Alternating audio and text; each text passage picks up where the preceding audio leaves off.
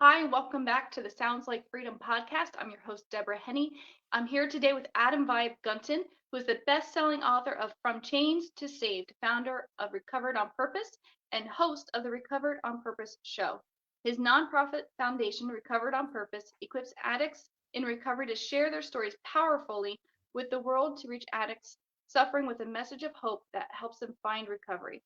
With his Facebook page organically reaching over 40 million people per month, videos that have gone viral, and the many students now sharing their stories, Recovered on Purpose has helped over 1,000 addicts find recovery. His TEDx talk, Relapse Prevention Failed, and How We Can Solve This Crisis Together, is making its way around the world, changing the way people think about the social crisis of addiction. Welcome. Thanks so much for having me. Of course. Good to see you, Debbie. Now, can you tell us a little bit about your story and how you caught the vision for this really important work? Well, my story, it's got a lot of different avenues and places we can go with it. And it's what I share my story all the time. So I guess for the vision of Recovered on Purpose, short story is I was an addict. I started using when I was 12 years old, got introduced to cocaine by an older influence. And, even though I was, an all-state football player at Columbine High School, the captain of my state championship football team, home run derby hitter at the Little League World Series, this hidden drug habit that I had growing into my, young adult years ended up, getting pretty bad. I'll just say that. And in 2015, I got to a point where I was actually found by the police unresponsive, without breath or pulse from an overdose. And a lot of people have seen that body cam footage, which I think is incredible. That some of the darkest times of my life have now become the superpower to help other people get out of those. To find hope for themselves, and you would think that seeing a video of your own dead body on a TV screen in front of you in a courtroom would be enough to make somebody stop using drugs. But that's where the argument that addiction is a choice and using drugs is a choice kind of ends for me, because I suffered for 2 more years and I wanted to stop the whole time. And I ended up finding recovery exactly 2 years after that, and had an experience where met this guy behind me. Whoop, this guy right behind me. Met him face to face while I was eating French toast at IHOP, and haven't drank or used since. Exactly 2 years later, I published my now best-selling book, like you were talking about, From Chains to Saved, and that's now been in the hands of over 10,000 people around the world. And people started, when I released that book, people were messaging me on Facebook and like emailing me and stuff, saying what it meant to them, and seeing the reach a book had and seeing the impact it was able to have. I started coaching and training other people in recovery to write and publish books, how to get their story out to help people. And I think it's incredibly vital, because my story isn't anything special. It's not any stronger than anybody else's story in recovery. There's things that I went through that other people will relate with. And then there's other stories of recovery that I didn't go through the things they went through that other people will relate with. So the whole vision of Recovered on Purpose is not about me. It's not about my story. It's about the recovery community reattaching to that purpose we once had in going out and helping addicts that are still struggling. I believe that the solution for the crisis right now falls in our responsibility, our hands. The medical community has and always will have its place for treating us. And I partner with them. I was actually just on a call with someone that's opening up a treatment center. And, but it all boils down to us in recovery showing that it's possible and worth it. And those two things are distinct. Number one, it's possible. There's people out there that believe that recovery is possible that are struggling, but they're like, is it worth it to live without drugs? And that's where it comes in. Also, we have to show that a life in recovery is way better than one being trapped in addiction. So, That's what the vision is. It's the recovery community lifting back up and solving this crisis that's going on. Very powerful. And I love how you said it was comes down to two things. Um, Not whether or not it's a choice. And I think a lot, you're right, a lot of people get stuck on that issue of, well, it's a choice. Whether or not it's a choice, the fact remains it's a crisis. And there are people who need help and that they need love and they need support to get free because it's bondage, as your book says, from chains to saved. It's bondage, and to give them that hope to say, you know what? Physiologically there are things going on. There's brain confusion with your body believes it needs this substance in order to survive, so it revolts. There are some really real physiological things that happen, I think, through that addiction journey, that we need to come around them with love and support and understanding, not criticism, and judgment. If that And I love what you said. Yes, it's possible, and yes, it's worth it. um, and people Yeah, like you that can show the way and say, I did it. It is possible, and yeah, it's worth it. Give them hope. So if 100%. I hear And a a lot of big people, key, oh, go ahead. yeah. Well, the thing is a lot of people, when you're at the end there, like for me, I just wanted to quit using drugs. That was like the hope of my future. I just wanted to be able to stop being trapped by that. And at the beginning of recovery, that's all I was trying to do. What I didn't realize is that I was going to be able to skydive in 3 different countries. And I always wanted to skydive from the time I was like 17, 18, but I wasn't able to because skydiving costs a lot of heroin. It's scary to be away from your dope for that long. But I went skydiving for my first time to celebrate 6 months clean and sober, and now I've been in 3 different countries. Um, and I also wasn't thinking about, when I was trying to get clean, I wasn't thinking about being standing up there at a wedding, being someone's best man. And in 2021, I was in 4 different weddings, and one of them I was the best man. And just, you don't think about that when you're trying to recover, but those are the types of things that you're able to start getting blessed with. I was there, for the birth of my nephew. Those kinds of things that you miss in addiction, but in recovery, you're blessed to be able to experience. Absolutely. And if I hear what you're saying, it comes down to hope, of giving them hope and giving them vision. And the Bible verse that comes to my mind is, without vision, people perish.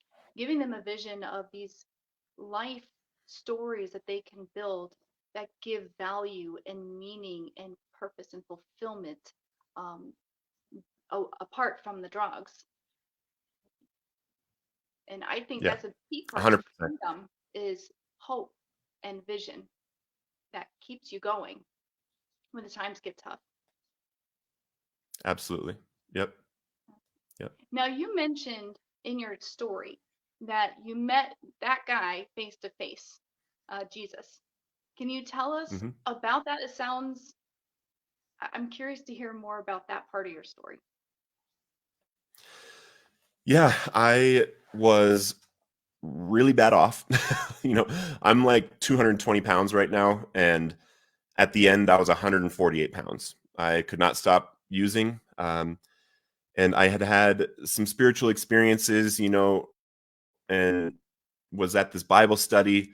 Got, for the first time, for whatever reason, had people lay their hands on me and pray things out, and, you know, um, take dominion over my body, basically. And 5 days later, I hadn't used in 5 days, and I was, so excited because at the time it was crazy to have 5 days, and I was at IHOP having French toast with my best friend Brendan, and he was sitting across from me. And the great thing about the relationship with Brendan, that I like to make, I like to share this part of the story for people out there who might have someone struggling in addiction in their life, right? Brendan was the only person in my life that never once told me I needed to stop using drugs. Never once told me all the things that I'm doing wrong. Never once told me all the things I needed to do in order to get whatever.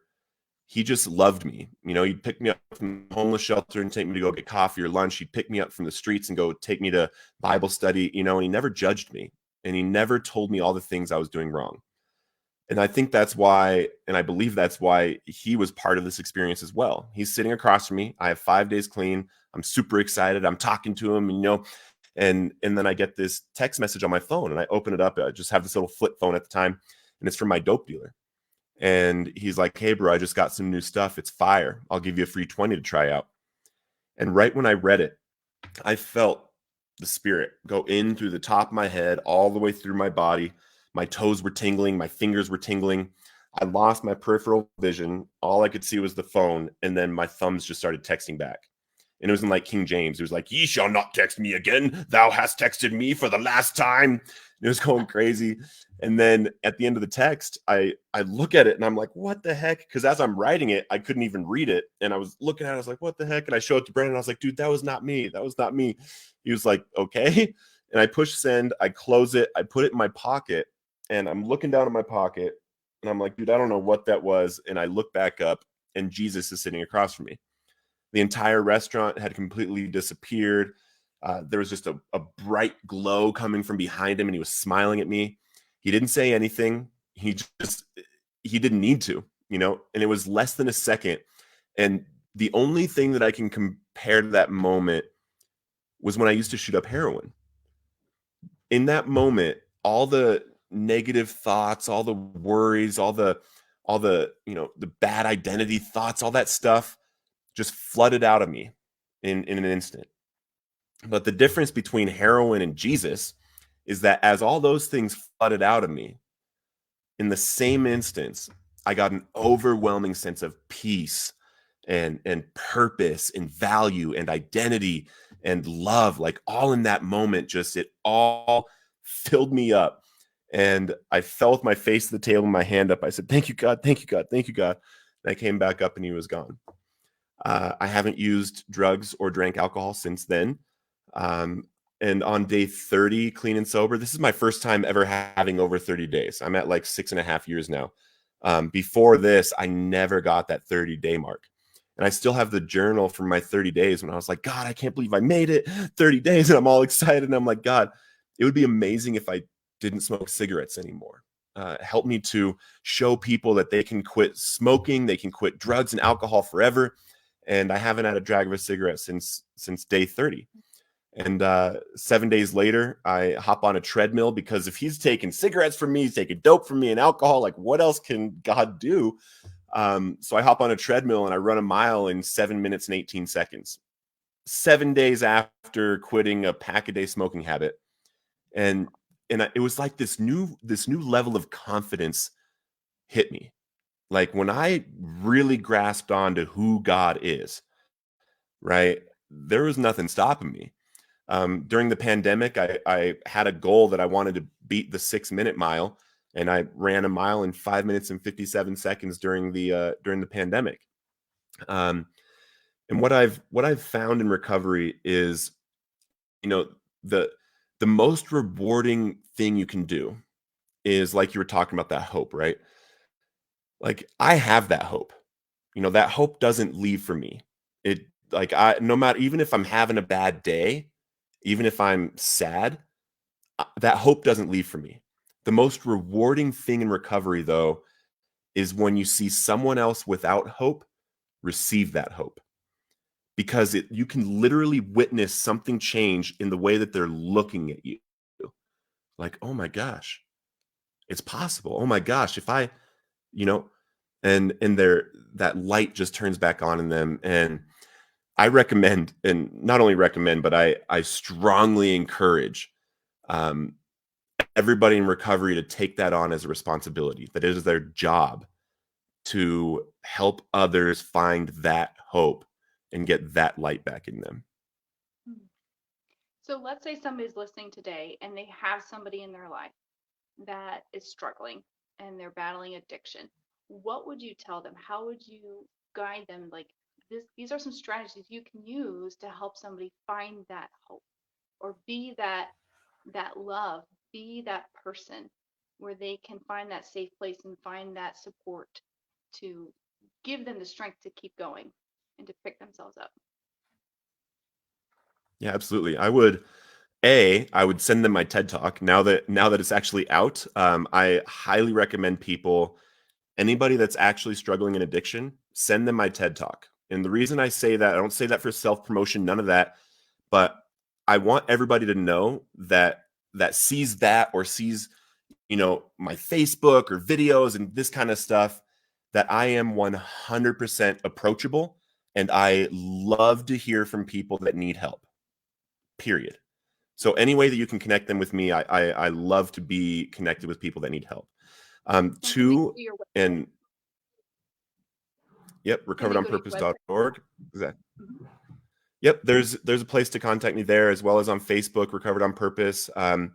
Basically, I'm the buck stops here for contact. I've got other people on the team and stuff, but I see every message that comes in and personally message back. So that's one thing. Number two, and more practical for you specifically, would be that you always want to, just like Brendan, you know, only bring up their addiction, or don't ever bring up their addiction, only talk about their addiction if they bring it up. And the reason I say that is there's like this weird trauma circle that happens with our loved ones. And sorry, my puppy's coming over me with a bottle that's about to get loud. Okay. He's all mad now. Yeah, but there's this trauma circle that happens where, a let's say a mom, for instance, every time she talks to her son that's struggling, she's like, "Well, what's going on with your drug use? I'm so worried about you." And that's the only conversation that her son has with her. We start to, even subconsciously, have that relationship be trauma. Like, we know how shameful this is to us. We know how much of a disappointment we are. Um, but what we don't get a lot of in our addiction is pure, um, and you know it doesn't matter where we're at, you still love us. That pure love where you're just like, hey, I love you, just checking in, just wanted to see how your day is going, just wanted to tell you I love you. Okay, great, have a good day. And just being that safe place to where when they need to reach out, they reach out to you, because they attribute you to that love, and they'll reach out. So same thing, if you, even if it's not that close of a bond, like even if it's not a kid, if it's your friend, um having that having that just pure love for them, and being that safe place for them to come to when they're ready to reach out. Because the show Intervention, was the worst thing to happen to addiction, um, that I can think of, right? Besides like fentanyl and that kind of stuff. But societally, that was a really, really bad message, because the worst thing you can do to an addict is shame them and cut them off. It's the worst thing. So just love us, you know. And if we're, because some addicts, we struggle with, lying, or that kind of stuff. Um, don't let us hurt you. Like, don't let your son live with you if he's stealing from you and that kind of stuff. Kick him out. It's the best thing.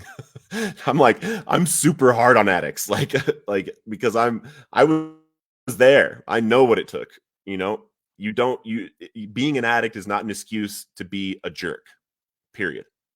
I don't let anybody excuse themselves by being an addict. So, setting boundaries is also a strong thing to do, if you have someone that's struggling. Awesome. Practical suggestions. And as you were talking about being that person of unconditional love, I would challenge people to even search their hearts for those areas of judgment, because I think that kind of oozes through or can leak through if you are holding yourself like a us versus them, or you know holding on to some of those mindsets that would harden you. Even if you're showing some measure of kindness, I think that um, people can sense when you're genuine. So find, I mean, as a Christian, go to the Lord in prayer and ask him to give him his eyes for that person and his words for that person, and really be a beacon of God's love that they can see, that they can talk to. And exchange, I always say, God, exchange my judgments for your mercy, because your word says mercy triumphs over judgment. So, we all have those spots. We all have, stuff to work through with the Lord, but to constantly be aware of that and to be praying through the Lord through that, and just kind of, I like visualization, like almost visualize myself being just a conduit of grace. Um, because if you try to do it on your own strength, it's it's really hard, because it's not a one day thing. This is a day after day after day after day type of a thing. And I mean, correct me if I'm wrong, but that's just kind of what was coming to my mind as I heard what you were saying. Yeah, that's literally my prayer. I was praying that this morning. I prayed it yesterday. I prayed it over someone yesterday that was talking to me about a situation they had at work. And I just prayed over them for them to have uh, the Lord's eyes to see people as he sees them. That's because we have this cloud over us, over our eyes, that we have to ask to be removed. And it's Mhm. selfishness. We if we don't have the eyes of God to see people, right? Then we have our own eyes, and if they're our own eyes, we're looking at this person compared to us, or what this person can give to us, or all that different stuff. But if we're able to look at them how God sees them, then we're able to show up like God would have us show up. And sometimes if we don't have that perspective, even if we are going into something with the best intentions, right? We can screw it up real bad if we think our plans are going to help them. Like our formula for helping addicts, like there isn't one. There is not a formula. I can tell you, I have had people that I thought were gung ho going to make it and everything that just didn't. And I did everything I possibly could, right? And that's another strong thing, is that like also releasing the outcome to God. That's a real strong place to come from, is releasing the outcome, because then you're not let down. You're not in eager expectation of one thing that's going to, this one thing is going to mean success, or else it's failure, right? And giving that up to God is awesome also. And I think that, you know, I don't do a lot of a lot of podcasts where we're talking about Jesus the whole time.